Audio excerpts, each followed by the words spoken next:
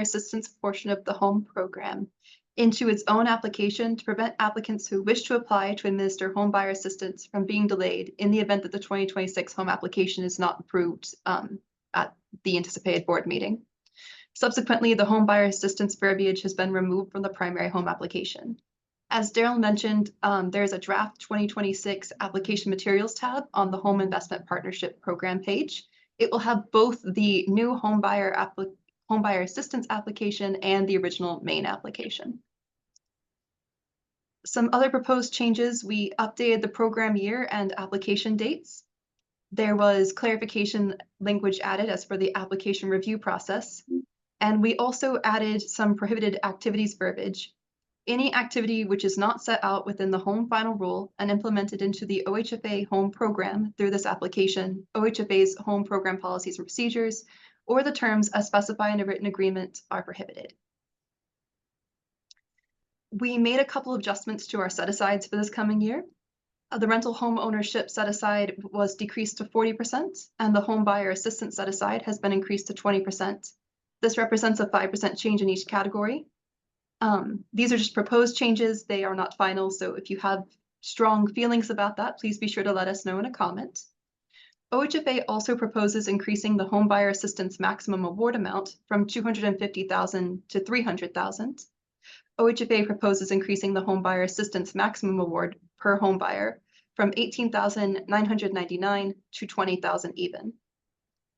The application has been updated to include minimum standards which OHFA's finance team will use to determine financial capacity. This will occur in the finance section, and it's just the minimum ratios they're looking for when they review your financials. Let's see. We have proposed to add a requirement to the CHOTO operating section, which states that applicants who have open home CHOTO operating agreements, which were awarded more than 30 months ago or executed more than 24 months ago, will be ineligible to apply for OHFA home CHOTO operating assistance. CHOTO operating assistance ought to be available on the basis of need to support our CHOTO organizations. It is the current beliefs of staff that if a CHOTO operating agreement has been outstanding for more than 24 months and not expended, it might not represent a level of need to receive additional funding. We have also made a proposed change to our developer fee structure, which includes the removal of the sliding scale, which was implemented last year. All developer fees will not exceed 15% of the home funds requested, excluding the developer fee and the inspection cost. The developer fee and inspection fees must still be considered in the home maximum investment calculation. Any contractor profit charged to the development must be paid out of the developer fee. Under activity descriptions for rehabilitation, both rental and home buyer, we've added the line, all rehabilitated properties must meet OHFA's minimum rehabilitation standards. The same is true for activity descriptions involving new construction, both rental and home buyer. The addition of the line, all newly constructed properties must meet OHFA's new construction standards has been included. Clarification that the new construction and rehabilitation standards applicable to a development are those in place at the time which a written agreement is executed has been added.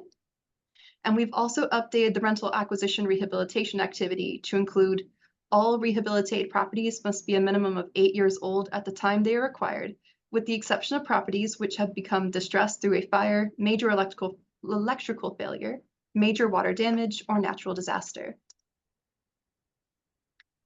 Some other proposed changes are the condensing of activities that are available uses of home funds. For instance, we recommend the removal of LIHTC as an available pairing. After review by staff and discussion with our national counterparts, the Affordable Housing Tax Credit will no longer be pairable with the Home Investment Partnership Program. This stems from both the limited availability of home resources and the increased costs developers are subject to when using home funds, such as BABA and the 2021 IACC energy codes. As many of you are aware, whenever you pair home funds with a tax credit development, 100% of the development must comply with BABA or the energy codes, not just the home units, which presents a significant increase in costs. Further, we recommend the removal of the tenant-based rental assistance program, homeowner rehabilitation program, and CHOTO pre-development loan program from the eligible activities list simply due to disuse. Home funds, some other program updates include home funds will now be issued as a 0% interest loan instead of a grant when being provided to an entity to administer a home buyer assistance program or a except for when being provided to an entity to administer a home buyer assistance program or as CHOTO operating assistance. Home buyer assistance funds will be granted to the subrecipients, and the loan will then be made to the final home buyer. We have added a requirement for rental applicants to maintain a capitalized reserve account, which will be reflected in the underwriting section of the application. And the narrative describing the applicant's experience must now address previous construction and development experience, specifically what role the applicant has played in previous development processes. Upon request and popular demand, we have removed the leverage scoring item and have added a geographic diversity scoring item. And then I will kick this part over to Chevelle Galbraith to address some changes in how the eligible developer fees will be paid. So as we have stated, these are just proposed changes. We are proposing that we change the way we are dispersing our developer fees. And keep in mind, we're talking about eligible developer fees that have been approved in the written agreements.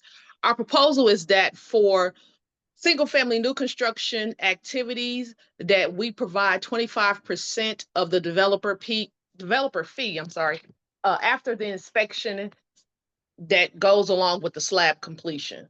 And as you can see, we have different milestones that we believe will adequately disperse the developer fee throughout the actual construction of the project.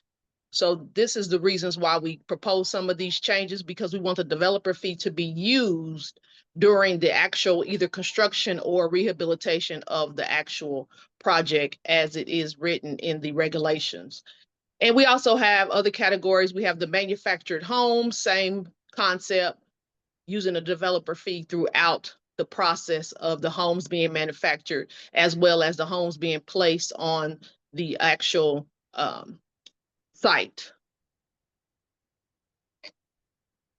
And also the other last category we have as far as disbursements of eligible developer fees is acquisition rehab. And with this particular category, we know there's different types or different levels of acquisition rehab, but we try to capture again what we believe are the milestones in that particular activity. So again, just trying to make sure that the developer fee again is being used throughout the actual rehabilitation of the development.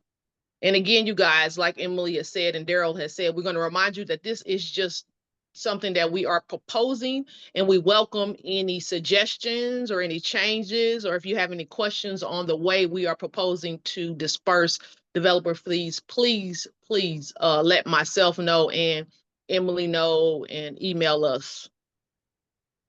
And just want to remind you guys that quick reminder about developer fees. I forgot to say developer fee will be dispersed again, just to remind you guys throughout the construction or rehabilitation process. And we do not want to proposing not to disperse any developer fee during the acquisition of the land or the property.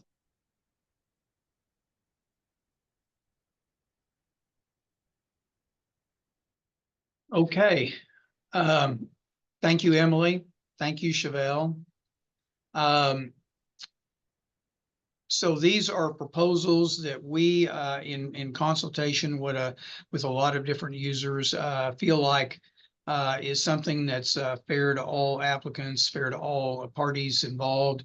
But we would love to hear comments from you.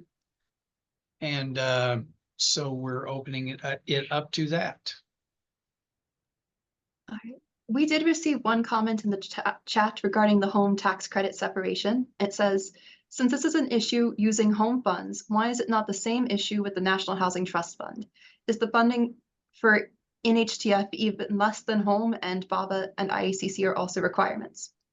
So just to answer that question, yes, we do have the exact same problems with the National Housing Trust Fund. However, the National Housing Trust Fund units are restricted to 30% of the area median income. And we've frequently found that unless they are paired with tax credit developments, it is very hard for a development to sustain itself on just those 30% of AMI incomes. So it's kind of a required pairing to make sure that the program remains feasible.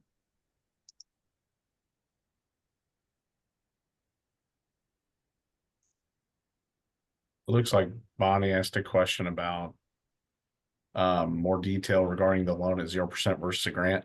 I think we are pivoting to a 0% interest loan with deferred payments until, I believe we said, the expiration of the period of affordability plus 5 years.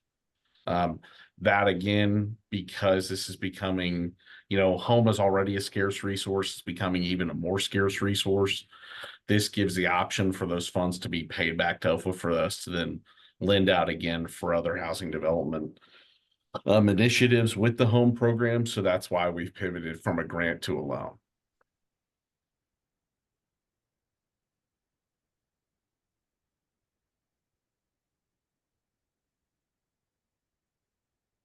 Another question, would a loan model affect the ability to retain CHOTA proceeds?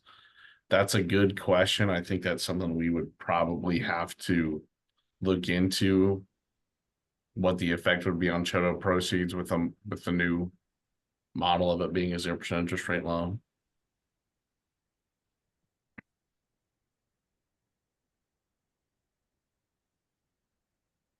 The question might be more for Chevelle, but I think it was accidentally put in the chat. Yeah, I saw that. I think I was Okay. trying to go back and see. I think you said someone asked a question about would match still be required if it's a loan? And again, my understanding is that anything drawn down at this point, we're still going to be drawing it down from the U.S. Treasury. So we're drawing the home funds down. So match will be required, but we will make sure and check on that. But I'm pretty sure that it's still going to be the same requirement. We received another question, is the loan for the agency or the client? If we are making a loan to you of home funds, it would be to the name of the applicant. So, yes.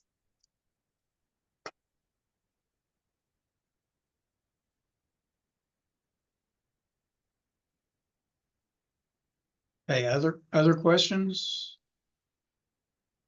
We received a question, how many nonprofits does staff believe will apply for home funds if it is changed for a loan, even if it is forgivable versus a grant? We don't anticipate this having a very large impact on the number of applicants who will apply for the program.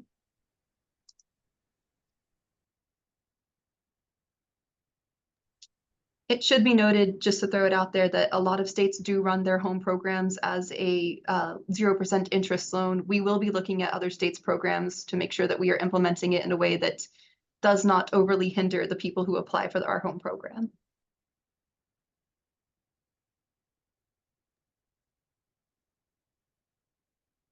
Very good. As those continue to come in, just want to remind everybody, not only about providing additional input to both Emily and I, and again, you can do it through that survey that's linked right there on your screen, but we're also going to have our in-person input session at OHFA's offices on September the 8th at 2 p.m. in the afternoon. So put that on your calendar. This is not the last opportunity you'll have to provide comment, that's for sure. We'll take them all the way up through September 11th. And we'll be at that input session on September 8th as well. We received a comment, it could affect a client's eligibility to qualify for their first mortgage because the lender will see that as debt or additional payments. We already require, through our new home buyer policies and procedures, that down payment assistance funds be loaned to the home buyer. The home buyer documents are available on our website, and we very clearly wrote it as a subordinate loan, and we named the first lender in the loan that we are subordinating any home down payment assistance funds or closing cost assistance funds to their primary lender.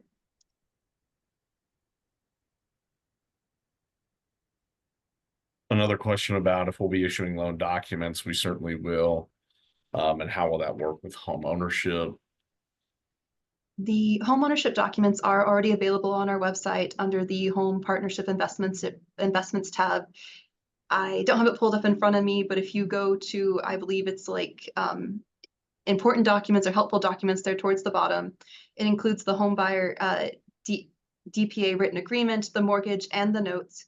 OHFA will be preparing those in the future, as well as the fact you can review our new home buyer policies and procedures, which were rolled out about a month ago, and it has more details as to what documentation is required and how that will be implemented.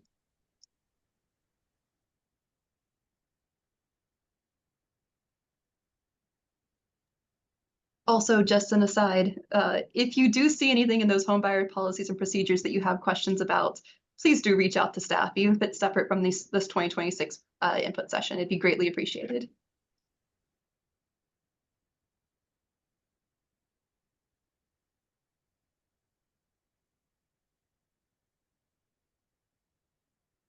I'm not seeing much more roll in, but want to thank everybody for being on the call today, obviously. And again, we're taking input through September 11th. As everybody stated multiple times going through this, these are proposed changes. We certainly welcome any input that anyone has to bring. So encourage either email or use that survey. Like we said before, also happy to schedule a one-on-one meeting or a group meeting if there's anything anybody wants to talk through, or you got things maybe we want to think about when proposing these changes. So appreciate everybody's time. I'm not seeing anything else, but as always, you know where to find us, and you got our contact information on the screen there. Daryl, I'll let you close it out if you got anything additional. No, thank you for participating today. This truly is a partnership between OFA and you all, the users of this financing. And so your input is important to us.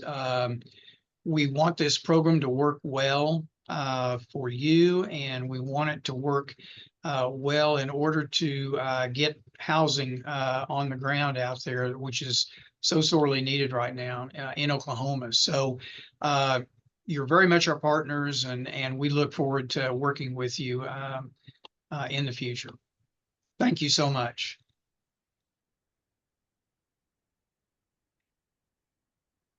All right, well, not seeing anyone else. Just want to thank everybody again, and let us know your comments. All right.